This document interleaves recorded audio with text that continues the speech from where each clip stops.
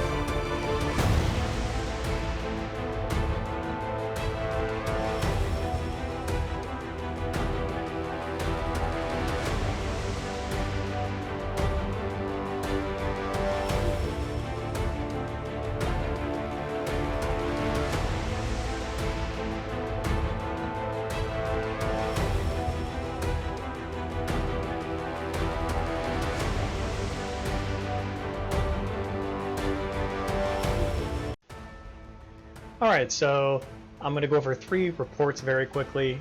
They were the last three of the battle clips that you saw. So the first one here is going to be, as you can see here from the top, is going to be a rally of almost 5 million troops into 14 million. We got a formation here of infantry cav going into a spear cav. There are spear in there, as you can see. The some things I want to note is the very good synergy that they have of this lineup. You can see here that Sonara is going to be the the base of this lineup here with the troop attack. You add in Jon Snow, which 4 stars is really amazing, and then you have Rey for the stats, and also she's part of that synergy. You have Latz in there for a very good frontline buff for the infantry as well, and Kevin, who will also help out, do a little bit of his immunity skill as well. So I do like that combination of commanders. On this side, however, I do not like it as much, and the reason I don't is because you have Jaime of the weakness attack, and the only one healing here is going to be Drake. You'd rather have a couple more commanders in there healing, and then you have Selma in there, who actually helps for the for your troops bonuses. But the problem with that is when her skill at the very beginning is for females, and the only other female in there is going to be Annie, so you're losing out with that.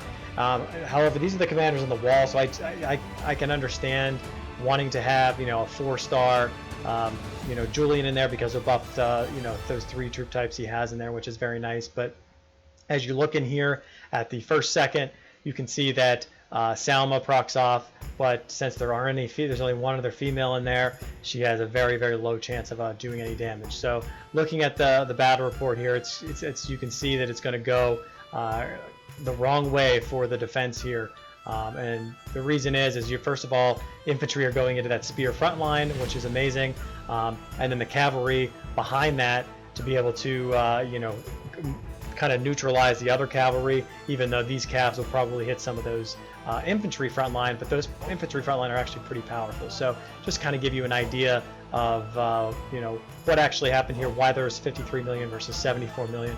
Relatively close, 20 million, but you can see the kind of the damage that was actually done here. So they got into the tier 4 here a little bit. I was kind of filled up at the very end here to try to help the front line as well, and you can see some of the others here too, and you just keep on going down. You can kind of see where the damage was dealt. So it's only 300,000 tier 4 that was killed, but 2.3 million of those spears.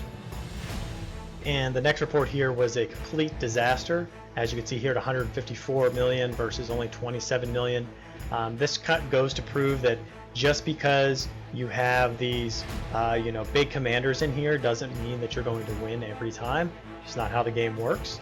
The big thing here are the commanders and the formation. So and also the type of troops. So these spears are going into this infantry front line with the spear back line as well. So just running into a counter. So even though these spears are actually very powerful, as you can see, they're going to lose out every single time when they run straight into infantry like this. So it was really, really bad in that respect. Now the commanders on this side, you can see now Jaime has healers. He has Enzo, Drake, and Latz, all 3 healing to help Jaime get his weakness attacks off, which is very good. And then you also throw in Marjorie there as well, who doesn't really equate to helping too much that line. Maybe could have put another different commander in there, but having those other 4 I think is absolutely vital to why that this won.